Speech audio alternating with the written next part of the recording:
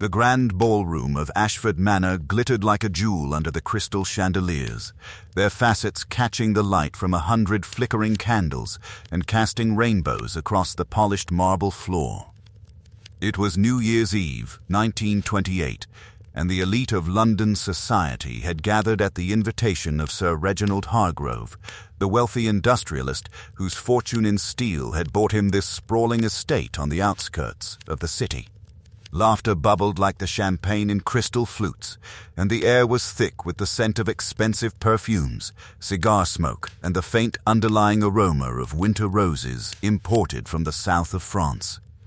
Sir Reginald, a portly man in his late 50s with a ruddy complexion and a mustache that curled like a question mark, stood at the head of the room, his voice booming over the orchestra's lively rendition of a foxtrot. "My dear friends," he proclaimed, raising his glass, "to a prosperous 1929. May it bring us all the fortunes we deserve, and perhaps a few we don't." The guests chuckled politely, their eyes gleaming with the anticipation of midnight. Among them were the usual suspects of high society, aristocrats down on their luck, ambitious businessmen, glamorous actresses, and a sprinkling of enigmatic foreigners who added a touch of intrigue to the proceedings. Lady Evelyn Hargrove, Sir Reginald's much younger wife, glided through the crowd like a vision in emerald silk, her diamonds sparkling with every turn. At 35, she was the envy of many, and the object of whispered scandals for others. Her marriage to the older industrialist had been the talk of the season 5 years prior, a union of beauty and wealth that seemed too perfect to be unmarred by secrets.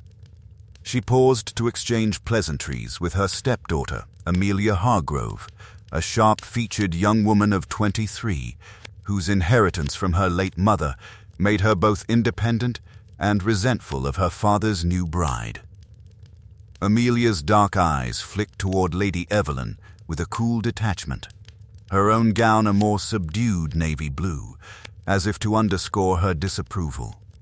Nearby, Dr. Marcus Thorne, the family physician and a close friend of Sir Reginald, adjusted his spectacles and nodded approvingly at the host's toast. A man of quiet intellect, with graying temples and a penchant for quoting Shakespeare, he had been a fixture at Ashford Manor for years, tending to the Hargroves' ailments both physical and, rumor had it, emotional. Beside him stood Victor Langford, Sir Reginald's business partner, a sleek, ambitious fellow in his 40s, whose tailored tuxedo could not quite hide the hunger in his gaze. Langford's wife, Clara, a former stage actress with fiery red hair and a laugh that turned heads, clung to his arm, her eyes darting about the room as if searching for something or someone. Completing the inner circle was Miss Beatrice Farnsworth, Sir Reginald's spinster sister, a woman of formidable presence, whose Victorian sensibilities clashed amusingly with the modern revelry. She sipped her champagne sparingly, her lips pursed in perpetual judgment, while young Geoffrey Trent, Amelia's fiancé and a rising star in the legal world, hovered protectively nearby, his boyish charm masking a shrewd mind honed at Oxford. As the clock on the mantelpiece ticked toward midnight, the orchestra struck up Auld Lang Syne, and the guests formed a loose circle, linking arms in the traditional manner. Sir Reginald, ever the showman, called for a special toast. "Tonight, we drink from the family's prized vintage, a 1899 Chateau Lafite, reserved for moments like this." Footmen circulated with fresh glasses, each filled to the brim with the deep ruby liquid. The room hushed as the countdown began. 10, 9, 8. The voices rose in unison. Excitement building. At the stroke of midnight, fireworks erupted outside the French windows, painting the night sky in bursts of gold and crimson. Cheers filled the air as glasses clinked and lips met the wine. Sir Reginald took a hearty swig, his face beaming with satisfaction. To new beginnings, he cried. But scarcely a minute had passed when a gasp rippled through the crowd. Sir Reginald's hand flew to his throat, his glass slipping from his fingers and shattering on the floor. His ruddy cheeks paled to a ghastly white, and he staggered, clutching at the nearest chair. "Poison," he rasped, his voice a strangled whisper. "It's poison." Chaos erupted. Lady Evelyn screamed, rushing to his side as he collapsed in a heap, foam flecking his lips. Dr. Thorne pushed through the throng, kneeling beside him and feeling for a pulse. "He's convulsing. Someone fetch my bag." But it was too late. Sir Reginald's body arched once, then went limp, his eyes staring blankly at the chandelier above. The room fell into stunned silence, broken only by the distant pop of fireworks. The New Year's celebration had turned into a nightmare. Whispers spread like wildfire. Who could have done this? The wine. Had it been tampered with? All eyes turned to the glasses, still clutched in hands, now set down hastily on tables. Inspector Japp of Scotland Yard, who happened to be among the guests as a personal acquaintance of Sir Reginald, took charge immediately. A burly man with a no-nonsense demeanor, he barked orders to seal the doors and prevent anyone from leaving. "This is murder," he declared grimly, "and the killer is among us." As the guests exchanged uneasy glances, each face a mask of shock and suspicion, no one noticed the small, meticulously dressed figure who had slipped into the room just before midnight. Hercule Poirot, the renowned Belgian detective, had been invited as a curiosity, a famous sleuth to amuse the partygoers. But now, his sharp mustache twitched, and his green eyes gleamed with interest. The little grey cells, as he called them, were already at work. The morning of New Year's Day dawned grey and cold over Ashford Manor, the sky heavy with unshed snow that seemed to mirror the pall hanging over the house. The fireworks and champagne of the previous night felt like a distant dream. In their place was the grim reality of police constables stationed at every door, the ballroom sealed off with yellow tape, and the guests confined to the drawing room and adjoining library under strict orders not to leave the premises. Inspector Japp had telephoned Scotland Yard at first light, and by 9 o'clock the house was swarming with detectives, photographers, and a police surgeon who confirmed what everyone already feared. Sir Reginald Hargrove had died of acute cyanide poisoning. The wine glass he had drunk from, the one that had shattered on the marble floor, contained traces of potassium cyanide, odorless and swift in its action. The bottle of 1899 Chateau Lafite, however, showed no contamination. The poison had been introduced into Sir Reginald's glass alone. "Someone in this room did it," Japp announced bluntly to the assembled guests, who sat in uneasy clusters around the roaring fire. No servant had access to that particular glass after it was poured, and the footmen swear they filled every glass from the same decanter under the butler's supervision. "The killer is one of you." The drawing room, with its heavy velvet drapes and portraits of stern Hargrove ancestors, felt more like a prison than a sanctuary. The 7 principal guests, now the 7 principal suspects, regarded one another with wary eyes, the fragile bonds of friendship and family strained to breaking point. Lady Evelyn Hargrove sat pale and composed on a chaise longue, wrapped in a cashmere shawl despite the warmth of the fire. Her beauty was undimmed, but her eyes were red-rimmed, and she clutched a lace handkerchief as though it were a lifeline. Beside her, Amelia Hargrove stared fixedly at the carpet, her hands folded tightly in her lap, betraying no outward grief for her father. Dr. Thorne paced near the window, his medical bag at his feet, occasionally glancing toward Lady Evelyn with professional concern, or perhaps something deeper. Victor Langford and his wife Clara occupied 2 armchairs by the mantelpiece. Langford's usual sleek confidence had deserted him. He kept loosening his collar as though the room were too hot, while Clara chain smoked Turkish cigarettes, her green eyes darting from face to face. Miss Beatrice Farnsworth sat ramrod straight on a high-backed chair, her black bombazine dress a throwback to another era, her expression one of outraged propriety. Young Geoffrey Trent hovered near Amelia, murmuring reassurances that she ignored. The servants had been questioned separately and dismissed as suspects. The butler, the footman, the housekeeper, all had impeccable alibis and no discernible motive.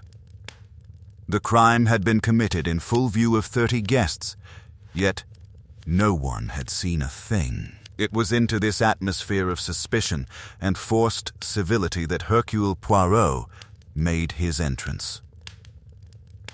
The door opened quietly, and a small, impeccably dressed figure stepped into the room. He was no more than 5 feet 4 inches tall, with a head shaped like an egg, a mustache of magnificent proportions waxed to perfect points, and a pair of extraordinarily bright green eyes. His patent leather shoes gleamed. His suit was pressed to perfection, and he carried a silver-headed cane more for elegance than support. He paused on the threshold, surveying the scene with the air of a connoisseur examining a painting. "Mon Dieu," he murmured softly, "what a tragedy to mar the festivities. Permit me to introduce myself, Hercule Poirot, at your service." Inspector Japp, who had been conferring with a sergeant in the corner, strode forward with a mixture of relief and exasperation. "Poirot, thank heavens you're here. Sir Reginald invited you himself, didn't he? I was going to send for you anyway. This one's got me baffled." Poirot inclined his head graciously. "I am honored, mon ami." "Sir Reginald spoke to me only last week of his desire that I attend his New Year's celebration. A little Belgian curiosity for my guests," he said, with his customary humor. Alas, the curiosity now turns to tragedy. He turned to the assembled company and gave a small bow. "Mesdames et messieurs, I regret the circumstances that bring us together. But rest assured, Hercule Poirot does not believe in insoluble mysteries. There is order and method in everything, even in crime. With your permission, I shall assist Inspector Japp in discovering the truth." Lady Evelyn looked up at him with a flicker of hope. "You are the famous detective? Then perhaps you can prove this awful thing did not happen as it seems." Poirot's eyes softened momentarily. "Madame, I shall prove what did happen. That is the task of Poirot, to separate the truth from the illusion." He moved to the center of the room, placing his cane carefully against a table and removing his gloves with deliberate precision. Every movement was neat, symmetrical, economical. He disliked disorder in all its forms, and the emotional chaos before him clearly offended his sense of propriety. "First," he said, addressing Japp, "tell me, if you please, the exact sequence of events as you understand them." Japp recounted the midnight toast, the special vintage, the pouring of the glasses, Sir Reginald's collapse.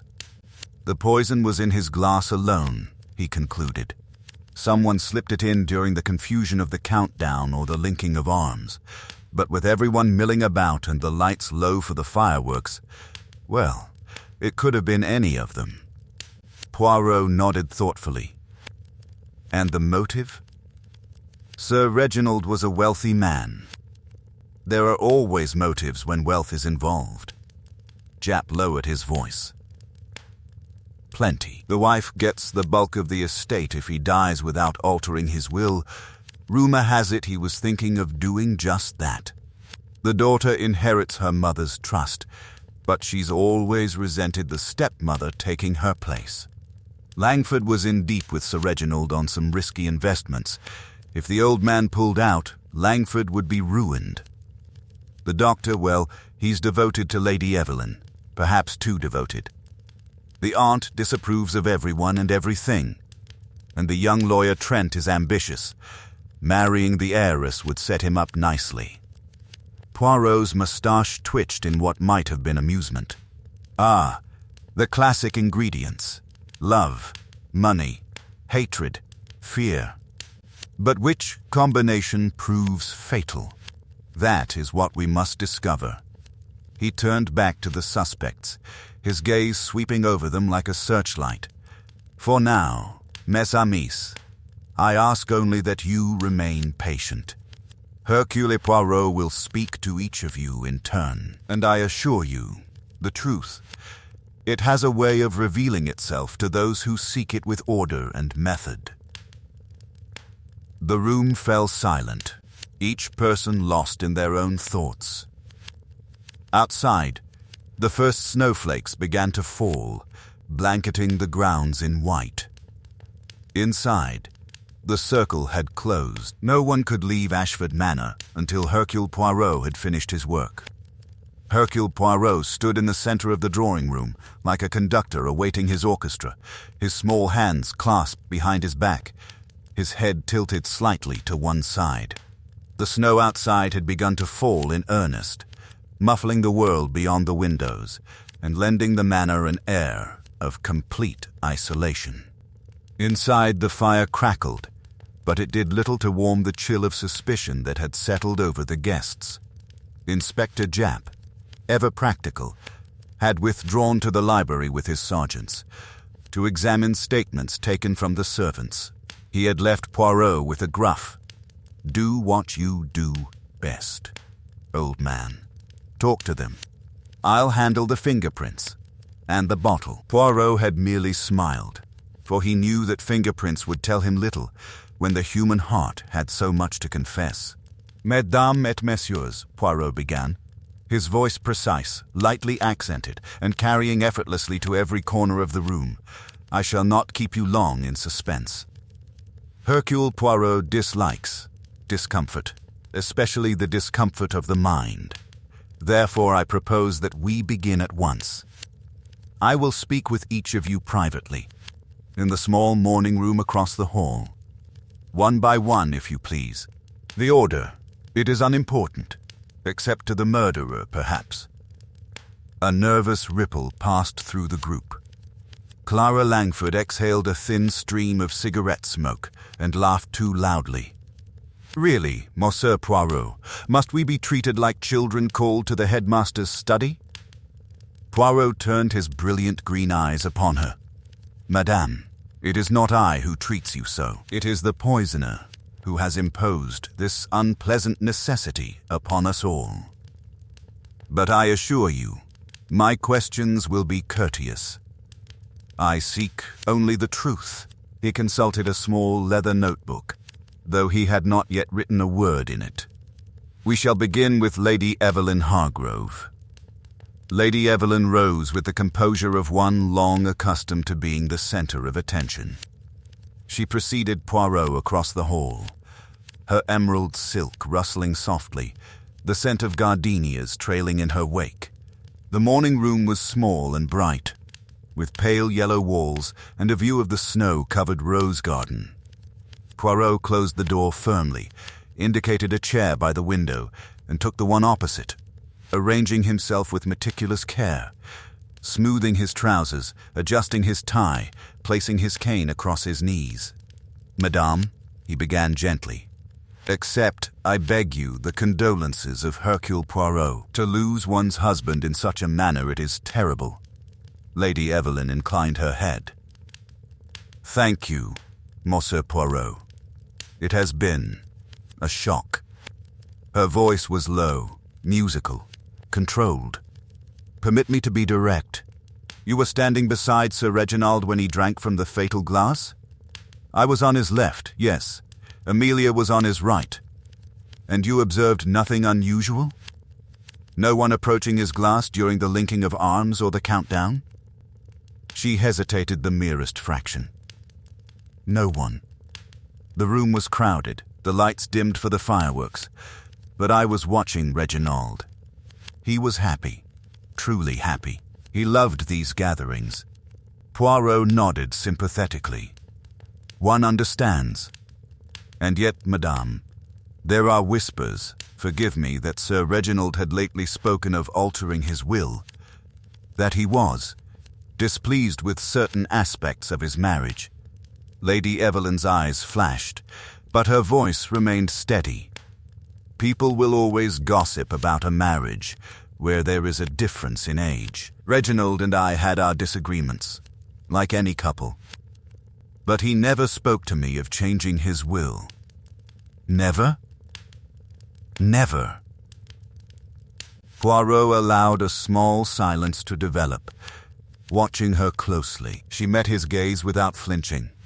And the cyanide, madam, do you know how such a poison might have been obtained? I know nothing of poisons, monsieur. I leave such matters to Dr. Thorne. Poirot bowed slightly. Naturellement. Thank you, Lady Evelyn. You have been most helpful.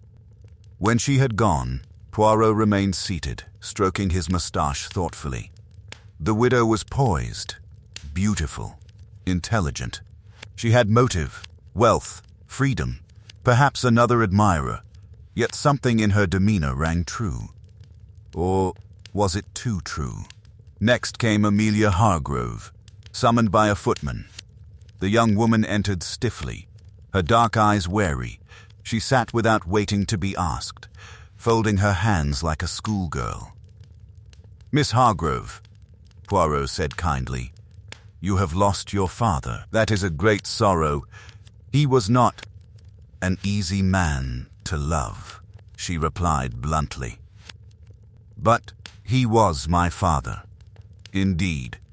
You stood at his right hand during the toast? Yes. I linked arms with him and with Geoffrey, Mr. Trent, and you saw nothing? I saw my father drink and die, she said, her voice catching for the first time. That is all. Poirot leaned forward. Mademoiselle, there is talk that you resented your stepmother, that you feared she would deprive you of your rightful inheritance.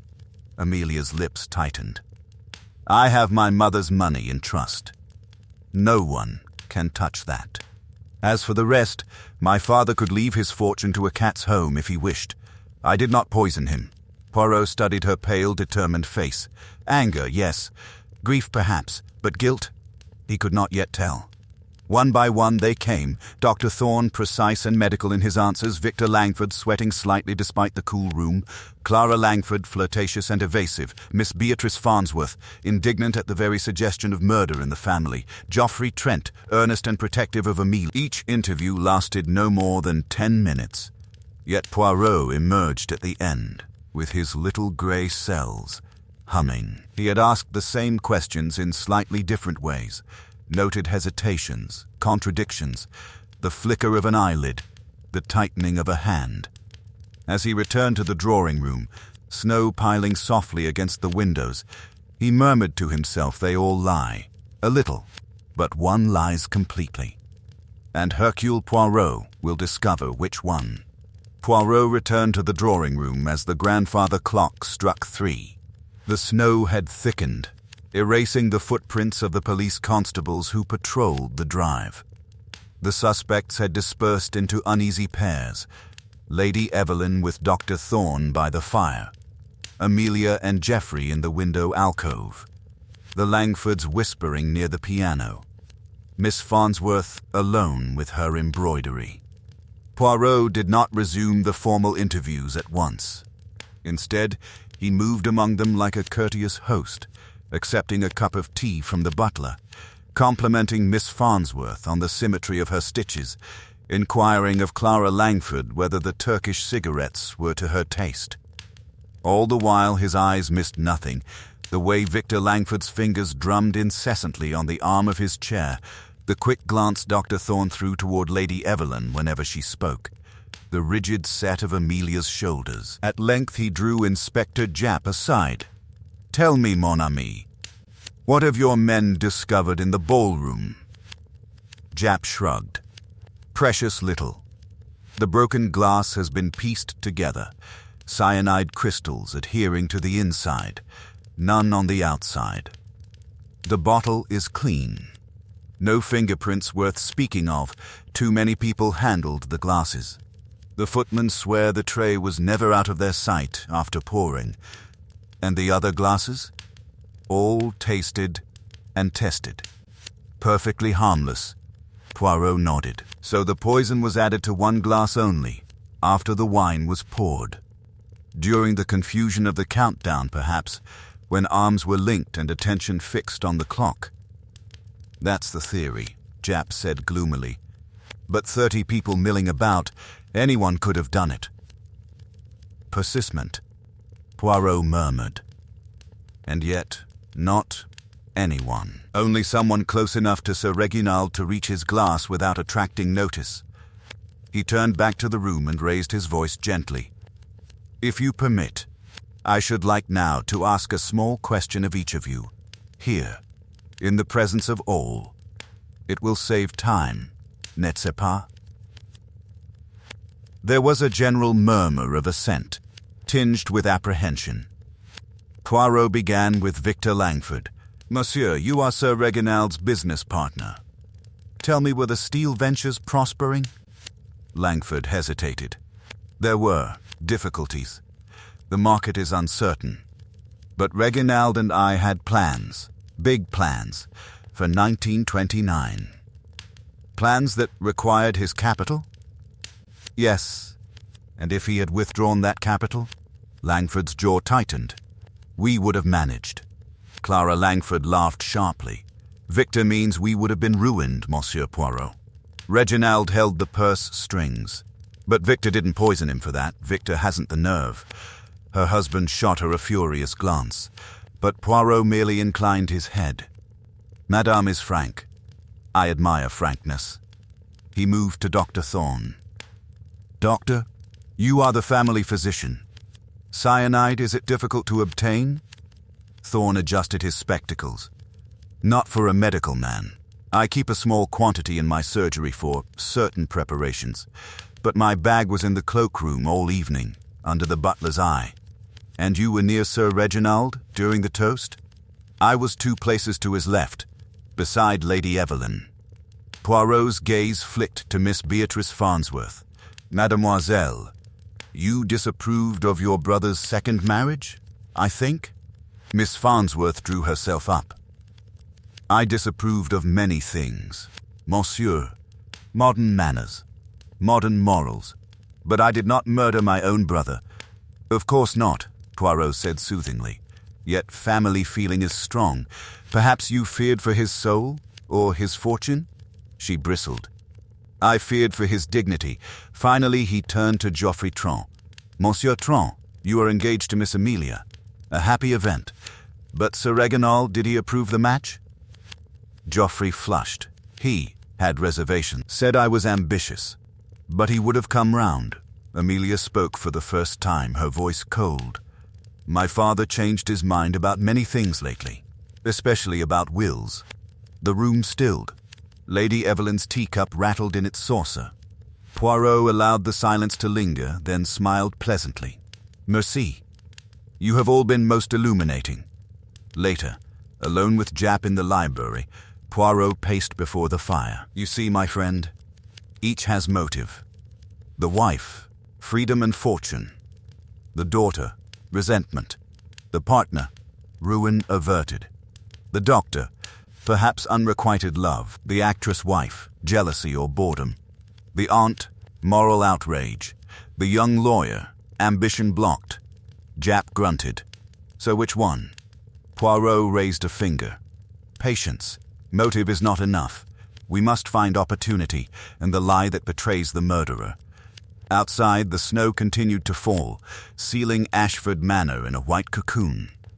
Inside, the little grey cells worked tirelessly, sorting truth from deception. By late afternoon, the snow had ceased, leaving Ashford Manor wrapped in a thick, white silence. Inspector Japp burst into the drawing room at 4 o'clock, his face flushed with triumph. We've got him! Poirot! He announced. Victor Langford. It's as good as proven. The room stirred. All eyes turned to Langford, who had been standing by the window staring at the frozen gardens. He wheeled round, colour draining from his cheeks. What the devil do you mean? Japp held up a small glass vial, half filled with white crystals, sealed with black wax. This was found in the inside pocket of your overcoat, Mr. Langford, hanging in the cloakroom. Potassium cyanide, more than enough to kill a dozen men. The police surgeon has already tested it. A collective gasp rose. Clara Langford sprang to her feet. "Victor, tell them it isn't true." Langford's mouth opened and closed soundlessly. He looked wildly about the room, as though seeking an escape that did not exist. Poirot, who had been sitting quietly in a corner wing chair, raised one eyebrow. "Indeed, a most convenient discovery, mon ami." Japp beamed. "Convenient or not, it's evidence. Langford had motive. Sir Reginald was threatening to pull out of their joint venture, leaving him bankrupt. He had opportunity, stood no more than 3 feet from the victim during the toast. And now we have the poison itself on his person. I'm arresting him, Poirot." Case closed by dinner. Langford found his voice at last. "I've never seen that vial in my life. Someone must have planted it. Someone who wishes to see me hang." Clara laughed hysterically. "Planted? Who would do that, darling? You've made enough enemies in business, heaven knows." Dr. Thorne murmured. "Cyanide in that quantity, unmistakable." Lady Evelyn pressed a hand to her throat, while Amelia stared at Langford with cold satisfaction. Only Miss Farnsworth looked distressed. A guest in this house. A murderer. How lowering. Japp signaled to 2 constables waiting in the hall. "Victor Langford, I am arresting you for the murder of Sir Reginald Hargrove." Langford took a step backward, panic in his eyes. "Wait. I swear I'm innocent. Ask Poirot. He'll tell you this is too simple." All turned to the little Belgian. Poirot rose slowly, smoothing an imaginary crease from his jacket. "My friend Japp is zealous," he said mildly, "and zeal is admirable. But Hercule Poirot, he prefers certainty. Tell me, Inspector, when exactly was this vial discovered?" 10 minutes ago. Sergeant Wilkins searched the cloakroom again on a hunch, and Mr. Langford's coat, it was hanging openly with 30 others? "Yes." Poirot turned to Langford. "Monsieur, did you leave the drawing room at any time this afternoon?" "No. I've been here since luncheon. Many people have passed through the hall," Poirot mused. "Servants, constables, guests going to their rooms." Japp frowned. "Are you suggesting it was planted?" "I suggest only that it is too neat, too perfect.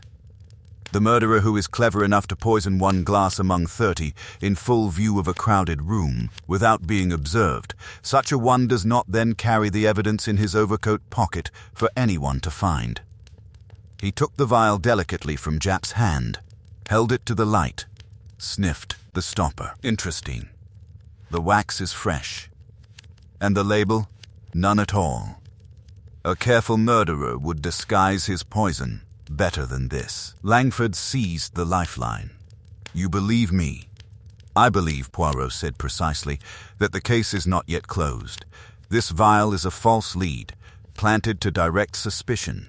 The true murderer grows nervous, and that is useful to Hercule Poirot." Japp scowled, but could not entirely hide his doubt. "You're sure?" "As sure as one can be when the little grey cells protest. We must look deeper, mon ami, much deeper." The tension in the room shifted. Relief from Langford, disappointment from some, calculation from others. Poirot returned to his chair, his eyes half closed, but his mind racing. The murderer had made a mistake, and mistakes to Poirot were signposts on the road to truth. Dinner that evening was a sombre affair. The great dining table, set for 30 the night before, now seated only the 8 principal guests and Hercule Poirot. Silver candelabra flickered, casting long shadows across the damask cloth, but the crystal glasses remained untouched. No one dared suggest wine. Poirot, seated at Lady Evelyn's right, ate with delicate precision, praising the consomme and the roast pheasant as though murder had not intruded upon the household. Yet his bright eyes continually traveled the table, observing each reaction, each glance exchanged. After the plates were cleared, he laid down his napkin with finality. "Mes amis," he said pleasantly, "let us speak frankly. A murderer sits among us. That person believes, perhaps, that the planting of the vial upon Monsieur Langford has diverted suspicion. But Hercule Poirot is not so easily diverted. Victor Langford, pale but steadier since his reprieve, muttered, 'I'm grateful for that, at least.' Poirot raised a small hand. 'Gratitude is premature. Tonight, I wish only to place a few ideas in your minds. Consider, the poisoner is someone who knew Sir Reginald would drink deeply from that special vintage. Someone who could approach his glass in the darkness and confusion of midnight without arousing comment. Someone, moreover, who understood that cyanide acts swiftly and leaves little trace.' He paused, letting the words settle. 'Now consider further. The vial planted today was clumsy, too clumsy for our murderer. Therefore, it was planted by the murderer to create confusion, or by someone else who wished to direct blame toward Monsieur Langford. Both possibilities are intriguing.' Clara Langford stubbed out her cigarette with unnecessary force. 'You're saying one of us tried to frame Victor? How perfectly beastly?' Or, Poirot continued smoothly, someone wished to protect another by sacrificing Monsieur Langford. Human nature, madame, is capable of both nobility and villainy in the same breast.' Dr. Thorne cleared his throat. 'This speculation is distressing for Lady Evelyn. Perhaps we might retire.' Poirot turned to him with courteous interest. 'You are protective of Madame Doctor. Admirable. Yet protection can take many forms. Tell me, did Sir Reginald consult you recently about his health? About, perhaps, his heart?' Thorne hesitated. He complained of indigestion. 'Nothing more, nothing more? And yet I have heard that he feared he might not live long, that he spoke of making a new will.' Lady Evelyn's fork clattered against her plate. 'Reginald said no such thing to me. Perhaps not to you, Madame,' Poirot said gently. 'But to others, yes. To his solicitor, perhaps. To his daughter.' Amelia met his gaze steadily. 'If my father intended to disinherit anyone, he did not confide in me.' Geoffrey Trent laid a hand on her arm. 'There's no need to answer these questions, Amelia, but there is every need,' Poirot replied. 'For the innocent have nothing to fear from truth.' Miss Farnsworth spoke for the first time, her voice sharp. 'My brother was a good man, but he was bewitched by youth and beauty. He spoke rashly in his last weeks. Spoke of cutting certain persons from his will if they did not mend their ways. I warned him against hasty decisions. All eyes turned briefly to Lady Evelyn, who lifted her chin. If Reginald intended to punish me for imaginary wrongs, he never said so to my face.' Poirot allowed a small silence, then addressed the table at large. 'You see, everyone knew fragments of the truth. Everyone had reason to fear a new will, or to hope for one. And yet only one person acted.' He leaned back, folding his hands. 'I have observed you all closely today. I have noted who avoids another's gaze, who speaks too quickly, who protests too much. The murderer believes he or she has been clever. But cleverness without perfect control is dangerous. A single glance, a single hesitation, betrays.' Clara Langford laughed nervously. 'You're trying to frighten us, Monsieur Poirot. On the contrary, madame, I am trying to reassure the innocent. For the guilty, a little fear is salutary.' Victor Langford pushed back his chair. 'This is intolerable. I've been accused once today already.' Poirot's eyes gleamed.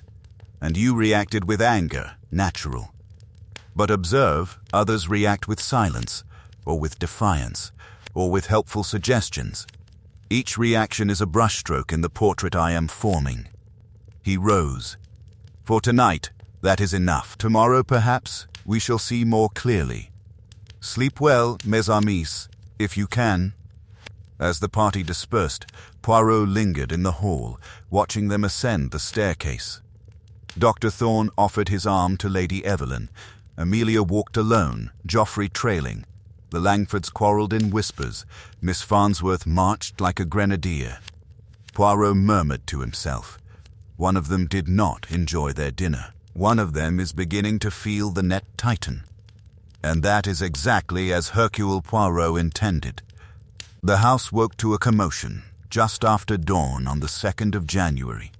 A maid's scream echoed down the east corridor, sharp enough to cut through the heavy silence of the snowbound manor. Poirot, already dressed and immaculate despite the early hour, was among the first to reach the scene, followed closely by Inspector Japp and a bleary-eyed Dr. Thorne. The door to Sir Reginald's study stood ajar. Inside, papers lay scattered across the mahogany desk like fallen leaves. Drawers had been forced open, their contents rifled. But it was not the disorder that held everyone frozen. It was the figure slumped in the high-backed leather chair behind the desk. Victor Langford sat motionless, head lolling forward, a half-empty glass of whiskey at his elbow. His face was bluish, his lips parted in a silent gasp. A faint, bitter almond odor hung in the air. Mon Dieu, Poirot whispered. Cyanide. Again. Dr. Thorne knelt swiftly, felt for a pulse, then shook his head. Dead several hours, I'd say. Same poison. Rapid. Japp swore under his breath. Suicide? Or did someone finish what the planted vial started? Poirot's gaze swept the room with meticulous care. The French windows were locked from the inside. Snow on the balcony outside remained undisturbed. No footprints led to or from the study. The decanter on the sideboard held only whiskey, no trace of contamination. The poison had been in Langford's glass alone. Suicide? Poirot repeated softly. Possible, but convenient. Too convenient. Lady Evelyn appeared in the doorway, pale in a silk dressing gown, supported by Amelia. Mr. Langford. Dead? But why? Clara Langford arrived moments later, her red hair disheveled, eyes wild. She took one look at her husband's body and let out a wail that brought servants running. Victor! Oh God, Victor, no! She tried to push past Japp, but Poirot gently intercepted her. Madam. Courage. Tell me, when did you last see your husband alive? Clara pressed a trembling hand to her mouth. After dinner, he was upset. Said he needed air, needed to think. He often went to the study when things were bad. I took a sleeping powder and went to bed. I thought he would join me later. Poirot nodded sympathetically, but his eyes were sharp. And this sleeping powder, it was strong? Strong enough. I heard nothing. Japp ordered the room sealed and summoned his men. While constables photographed the scene and the police surgeon began his examination, Poirot drew Clara aside in the corridor. Madame, your husband was accused yesterday of murder, then exonerated, at least in my eyes. Did he speak to you of fear, of believing someone wished him harm? Clara's tears flowed freely now. He said the real killer would try again. That planting the vial was only the beginning. He was going to confront someone tonight, he wouldn't tell me who. Poirot's moustache bristled. Confront whom? He wouldn't say. Only that he had proof. Something he'd remembered from the toast. He found a note in his pocket after dinner. Unsigned. It said, "Meet me in the study at midnight if you want to know who really poisoned Sir Reginald." And you did not see this note? He burned it in the drawing-room fire. Said it was too dangerous to keep. Poirot turned to Japp. Search the grate, mon ami. There may be fragments. But more pressing was the discovery, an hour later, in Langford's clenched hand, a torn scrap of heavy cream notepaper, the kind used throughout the house. Only 3 words remained legible. scrawled in block letters, "Or you die." The net had tightened again, but in an unexpected direction. 2 deaths now, both by cyanide. The same poison, the same swift mercilessness. Yet Langford had not, it seemed, been the original murderer, rather. A man who had come too close to the truth. In the library, Poirot gathered the remaining suspects once more. Faces were drawn, nerves frayed. "Mesdames et messieurs," he said gravely, "we have a second crime." Monsieur Langford was lured to the study and poisoned. Someone in this house feared what he knew or what he was about to reveal. Dr. Thorne spoke quietly. Langford was no fool. If he suspected someone, precisely, Poirot cut in, and that someone acted swiftly to silence him. But in haste, mistakes are made. The note, the undisturbed snow, the locked room, all these will speak. Already they whisper to Hercule Poirot. Amelia's voice was ice, so the killer is still here. Among us, indeed, Mademoiselle. And now, more desperate than ever. Desperation is dangerous, but it is also revealing. Outside, fresh snow began to fall, erasing the world anew. Inside, the circle had shrunk by 1, and the shadow of the murderer lengthened across the remaining few. By midday, the police had completed their examination of the study. Victor Langford's body had been removed, the room sealed once more. The remaining guests gathered in the drawing room, wrapped in shawls and silence, as though the house itself were mourning, or holding its breath. Hercule Poirot stood before the fireplace, hands clasped behind his back, his small figure casting a surprisingly large shadow in the flickering light. Inspector Japp hovered nearby, impatient for action. But Poirot had asked for a moment alone with his thoughts. The little Belgian's eyes were half closed, his head tilted as if listening to a distant melody only he could hear. At length he spoke, softly but with absolute authority. "Mes amis, 2 men are dead, both poisoned by cyanide in a single glass. Both deaths seemingly impossible, the first in a crowded ballroom, the second in a locked study with undisturbed snow outside. And yet there is a connection, a thread that binds them. Hercule Poirot has found it." He paused, letting the words settle. "The thread is this, the glasses themselves." Japp frowned. "We tested them all. Only the 2 victims' glasses were tainted. Persistent," Poirot said. "But consider how the poison was delivered. In the ballroom, 30 glasses poured from the same bottle, yet only Sir Reginald's was fatal. In the study, whiskey from a decanter any guest might have touched, yet only Langford's glass contained cyanide. How was it done without risk of poisoning the wrong person, or several?" Dr. Thorne leaned forward, a careful hand. Dropping crystals at the crucial moment, Poirot shook his head. "None. Too risky." The lights were low, people moving. And in the study, Langford poured his own drink, or so it appears. He reached into his pocket and produced a small object wrapped in a silk handkerchief. Unfolding it carefully, he revealed a shard of crystal, thin, delicate, no larger than a fingernail. "This," he said, holding it up to the light, "was found this morning beneath the desk in the study. Missed in the first search. It is not from Langford's whiskey glass, which was intact. It is from something else." Lady Evelyn stared. "What is it?" "A hollow glass ampoule," Poirot replied. "Very thin, very fragile. Designed to hold a measured dose of liquid, or crystals. Such ampoules are used in medicine, Doctor?" Thorne nodded slowly. "Yes. For sterile solutions, they snap open easily. But this one," Poirot continued, "was designed to dissolve, or rather, to shatter at the slightest pressure. Imagine a tiny ampoule containing cyanide crystals placed inside a wine glass before the wine is poured. The weight of the liquid does nothing, but when the glass is raised and the drinker presses it to his lips, crack. The ampoule breaks silently against teeth or mouth. The crystals mix instantly with the wine. Death follows within moments. A chill ran through the room. In the ballroom, Poirot went on. 1 glass among 30 contained such an ampoule. The footman poured the wine without noticing. Glass is clear, the ampoule tiny, perhaps tucked against the stem. Only when Sir Reginald drank deeply did it break. And Langford? Japp asked. The same method. Someone placed an identical ampoule in one of the whiskey glasses on the sideboard before Langford entered the study. He poured his drink, unaware.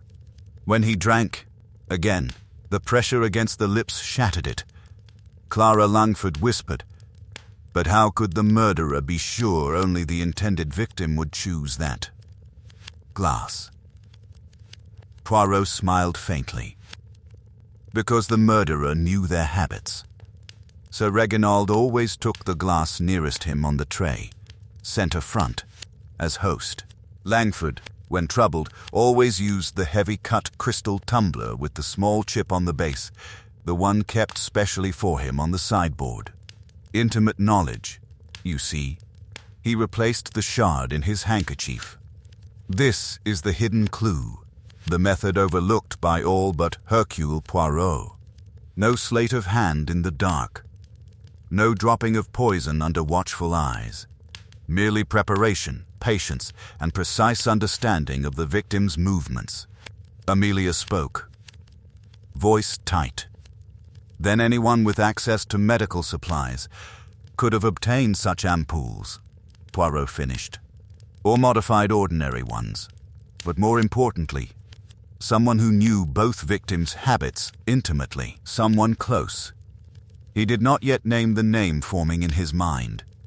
Instead, he allowed the silence to stretch, watching each face, the widow's composure cracking at the edges, the doctor's sudden stillness, the young couple's exchanged glance, the aunt's rigid disapproval. The little grey cells, he murmured, almost to himself, have arranged the facts in order. Soon, very soon, the picture will be complete. Outside, the snow had stopped. A weak sun glinted on the white expanse, but inside Ashford Manor, the shadows remained. The afternoon light slanted weakly through the tall windows of the ballroom, where it had all begun. The chandeliers were unlit. The marble floor still bore faint chalk marks from the police, and the air carried a faint, lingering chill. Yet it was here that Hercule Poirot had insisted the remaining suspects assemble one final time. They came reluctantly. Lady Evelyn, pale but composed in black.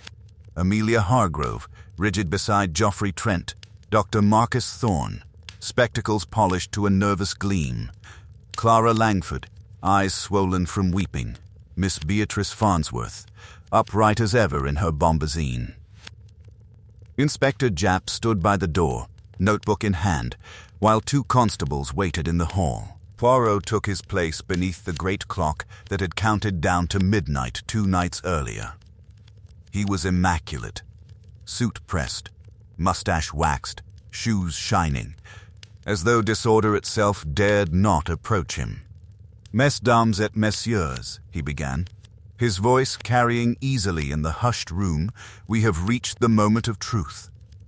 2 men are dead, Sir Reginald Hargrove and Victor Langford, both poisoned by cyanide concealed in fragile glass ampoules placed inside their drinking glasses. A method ingenious, precise, intimate. For only someone who knew their victim's smallest habits could be certain the right glass would reach the right lips." He paused, letting his gaze rest briefly on each face. "I have listened to you all. I have observed the hesitation, the glance averted, the hand that trembles almost imperceptibly. I have weighed motives, greed, fear, resentment, love unreturned. All were present, yet only one person possessed the knowledge, the opportunity, and the cold resolve to act. Twice." Dr. Thorne shifted. "Then name the murderer."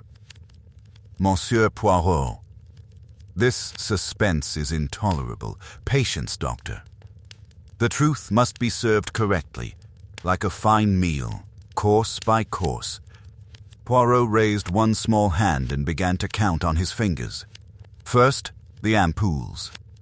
Medical in origin, or easily adapted, accessible to a physician, or to someone close enough to a physician to borrow from his bag unnoticed. Lady Evelyn's breath caught. Second, the choice of victims. Sir Reginald intended to change his will. That threatened several of you, but only one person knew precisely how he intended to change it, and feared ruin as a result. Clara Langford whispered. Victor knew. He told me Reginald was cutting him out entirely. Third, Poirot continued relentlessly. The second murder. Langford began to suspect. He remembered something from the midnight toast. He received a note luring him to the study. He believed he was meeting his wife's accuser. Instead, he met his killer. He turned suddenly to Dr. Thorne.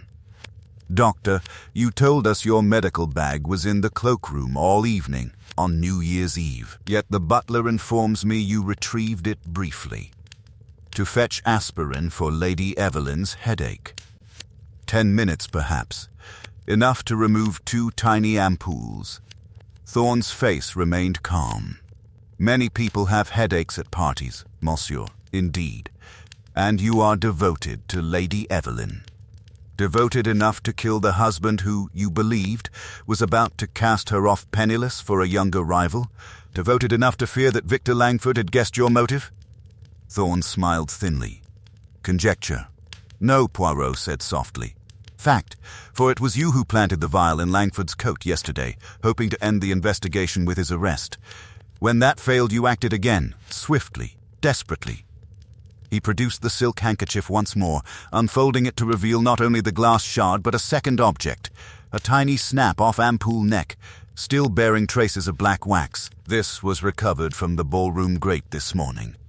Missed until the fire was raked. The wax matches exactly that on the vial planted on Langford, and upon the neck, microscopic traces of fingerprint powder from your own surgery, Doctor. You prepared these ampoules yourself, in your private dispensary. Thorne's composure cracked at last. You cannot prove. I can, Poirot interrupted gently. And there is more. The note that lured Langford, the handwriting disguised in block letters, yet the paper cream-laid, watermarked Ashford Manor. Only 3 people in this house use the private stock from Sir Reginald's desk. Sir Reginald himself, Miss Farnsworth, and you, Doctor, to whom he dictated letters when his gout troubled him. The room was deathly silent. Poirot's voice softened, almost sorrowful. You loved Lady Evelyn. You believed you were saving her. But love that kills is not love, Doctor. It is possession. And possession, taken to its extreme, becomes murder. Dr. Thorne looked toward Lady Evelyn. She stared back, horror dawning in her eyes. Marcus, no. Tell me it isn't true. Thorne's shoulders sagged. For a long moment he said nothing. Then, quietly, he was going to leave her nothing. Nothing. After all she had endured. I could not allow it. Japp stepped forward. Marcus Thorne, I am arresting you for the murders of Sir Reginald Hargrove and Victor Langford.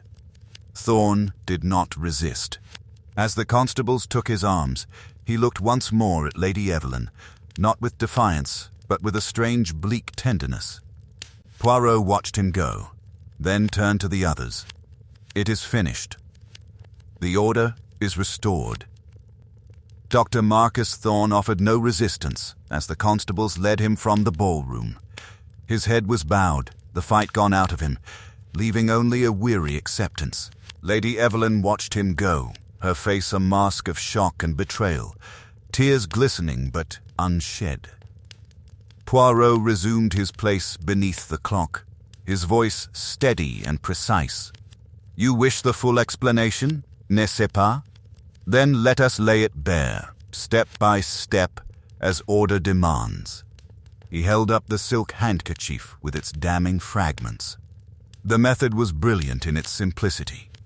Dr. Thorne, familiar with pharmaceutical ampoules, prepared 2 hollow glass capsules containing cyanide crystals, thin enough to shatter at the pressure of lips against rim, yet strong enough to withstand the pouring of liquid. On New Year's Eve, during the confusion before the toast, he placed one in the glass he knew Sir Reginald would take, the central one on the tray as host. No one noticed. The ampoule was invisible against the crystal stem. Amelia interrupted coldly. But why kill my father? Because Sir Reginald had confided in his physician, Poirot replied. He was drafting a new will, one that would leave Lady Evelyn only a modest annuity. The bulk of the estate was to return to you, mademoiselle, and to charitable causes. He feared his young wife's extravagance, and perhaps her closeness to the devoted doctor. Lady Evelyn gasped. He never told me. Non, madame. Men of Sir Reginald's generation often spare their wives unpleasant truths, but he told Dr. Thorne, seeking medical advice on stress, on sleepless nights. And Thorne, who loved you hopelessly, saw ruin, for you and for himself. He acted to preserve what he believed was your rightful future. Clara Langford spoke bitterly. And Victor? Why murder him? Because Langford began to suspect, Poirot said. He remembered seeing the doctor near the tray before the toast. More dangerously, he overheard a conversation between Thorne and Lady Evelyn on the morning of New Year's Eve, an emotional exchange in the conservatory. Langford confronted Thorne indirectly yesterday. Thorne panicked, planted the cyanide vial in Langford's coat to direct blame toward him. When that failed, thanks to the vigilance of Hercule Poirot, he forged the anonymous note, luring Langford to the study at midnight. There he waited in the shadows, placed the second ampoule in the familiar chipped tumbler, and watched Langford pour and drink. Geoffrey Trent shook his head. All for an imagined slight. Not imagined, Poirot corrected gently. Sir Reginald's intentions were real. But murder never restores justice. It only compounds tragedy. Miss Farnsworth, stern to the last, muttered, "My poor taken in by sentiment." Poirot regarded her kindly. Human nature, mademoiselle, is rarely simple. Love, fear, loyalty. These are the currents beneath the calmest surface. He turned finally to Lady Evelyn. Madam, you are innocent of the act, but not perhaps of the atmosphere that bred it. A word of caution for the future. Devotion unchecked can be as dangerous as indifference. She nodded silently, tears falling at last. Japp cleared his throat. Thorne has confessed fully. It's over. Poirot allowed himself a small, satisfied smile. Oui, mon ami. Order is restored. The little grey cells have triumphed once more. The ballroom doors closed behind Dr. Marcus Thorne with a soft, final click. Outside, the waiting police van crunched over the snow-packed drive, carrying him away from Ashford Manor forever. Inside, the remaining guests stood as if released from a spell, the tension of 3 days draining from the room like air from a punctured balloon. Inspector Japp mopped his brow with a large handkerchief. Well, Poirot, that's another one for the books. Clean confession, evidence solid. He'll hang, no doubt about it. Poirot inclined his head. Justice, mon ami, is served, though it is rarely sweet. A man of intellect and compassion reduced to murderer by a passion he could not master. Triste. Triste. Lady Evelyn had sunk into a chair, her face buried in her hands. Amelia approached hesitantly. then placed a tentative hand on her stepmother's shoulder, an awkward gesture of reconciliation born of shared shock. Geoffrey Trent stood by, silent and supportive. Even Clara Langford, widowed and shattered, accepted a steadying arm from Miss Farnsworth, who muttered something about Christian charity in times of trial. Japp cleared his throat. "The house is yours again, ladies. My men will be gone by evening. The press will swarm for a day or two, but it'll pass." He turned to Poirot. "Coming back to town with me?" "In a moment, Inspector. First, I must satisfy myself that order is fully restored."